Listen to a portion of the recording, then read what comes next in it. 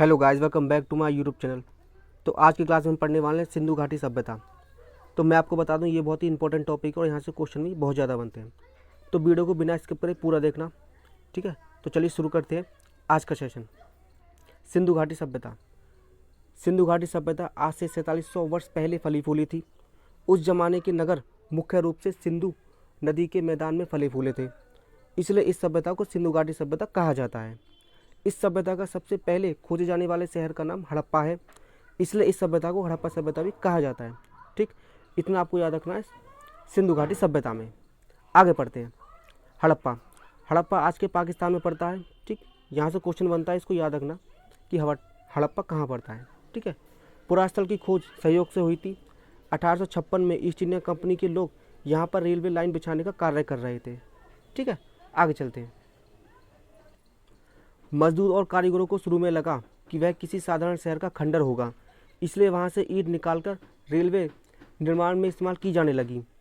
आज से लगभग 80 वर्ष पहले एक ब्रिटिश पुरातत्व को एहसास हुआ कि वह कोई मामूली शहर नहीं था, बल्कि बहुत प्राचीन शहर था। ठीक, इतना आपको याद रखना है। आगे चलते हैं। सिंधु घाटी सभ्यता के अन्य महत्वपूर्ण पुरास्थल, जिसमें पहला है मोहनजोदड़ो, जो कि पाकिस्तान में पड़ता है। कालीबंगा, जो कि राजस्थान में है। लोथल गुजरात। धोलावीरा गुजरात। इतना आपको याद रखना, ये इंपॉर्टेंट है, यहाँ से कुछ नहीं बनते हैं। ठीक, इसके और भी पुरास्थल हैं जो कि हम बाद में पढ़ेंगे। पहले इन शहरों की विशेषताओं के बारे में पढ़ेंगे हम। चलिए आगे बढ़ चलते हैं। सिंधु घाटी सभ्यता के शहरों की विशेषताएं। तो इसमें हम सबसे पहले पढ़ेंगे योजनाबद्ध शहर को,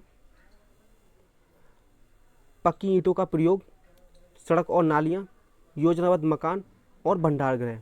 ठीक, जिसमें हम सबसे पहले पढ़ेंगे योजनाबद्ध शहर। ऐसा लगता है कि सिंधु घाटी सभ्यता के शहरों का निर्माण बहुत ही सटीक योजना के आधार पर हुआ था। सभ्यता का नगर 2 भागों में बटा हुआ था। ठीक, पश्चिमी भाग और पूर्वी भाग। नगर का पश्चिमी भाग छोटा था लेकिन ऊंचाई पर था। ऊंचे भाग को नगर दुर्ग कहते थे। इस दुर्ग में कुछ खास इमारतें बनी थी। नगर का पूर्वी भाग नीचे था लेकिन बड़ा था। इस भाग को निचला शहर कहते थे। नगर दुर्ग में धनी लोग रहते थे, जबकि मजदूर लोग नगर के निचले हिस्से में रहते थे।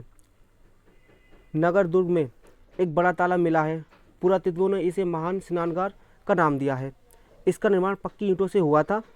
महान स्नानगार की दीवारों और फर्श पर चारकोल की परत चढ़ाई गई थी। ठीक, इतना आपको याद रखना है इसमें। आगे चलते हैं।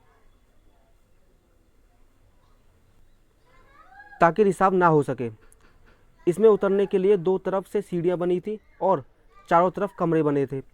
इतिहासकारों का अनुमान है कि यहाँ विशेष अवसरों पर ब्रिटिश नागरिक स्नान किया करते थे। ठीक, इतना आपको याद रखना है इसमें।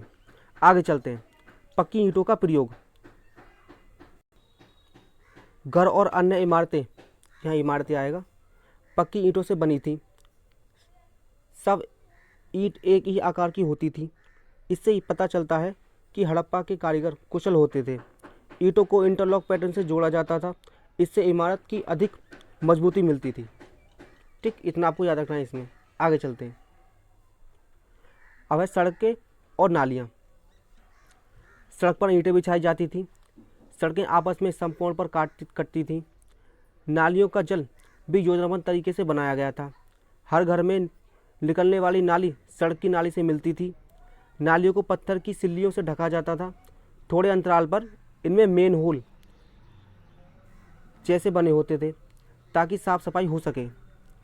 आगे बढ़ते हैं। योजनाबद्ध मकान। घरों की दीवारें मोटी और मजबूत होती थी। कुछ मकान तो 2 मंजिले भी होते थे। इससे इससे उस जमाने की परिष्कृत वास्तुकला का पता चलता था। ठीक, इसमें इतना आपको याद रखना है। आगे चलते हैं। एक घर में अक्सर एक रसोई, एक स्नानघर और एक बड़ा सा आंगन होता था। पानी का सुचारू व्यवस्था के लिए अधिकतर घरों में कुएं भी होते थे। यहाँ कुएं आएगा। ठीक, अब पढ़ते हैं भंडार गृह। सिंधु घाटी सभ्यता के नगरों में बड़े भंडार गृह पाए गए हैं। ऐसे भंडार गृह से झुलसे हुए अनाज भी मिले हैं। इससे पता चलता है कि उस जमाने में अनाज का उत्पादक आवश्यकता से अधिक होता था। इतिहासकारों का यह अनुमान है कि टैक्स को अनाज के रूप में वसूला जाता था। बड़े भंडार गृह में टैक्स के वसूले गए अनाज रखे जाते थे। ठीक, इतना आपको याद रखना है इसमें। तो चलिए आज के लिए सिर्फ इतना ही। मिलते हैं इसके नेक्स्ट पार्ट में। जब तक के लिए थैंक यू।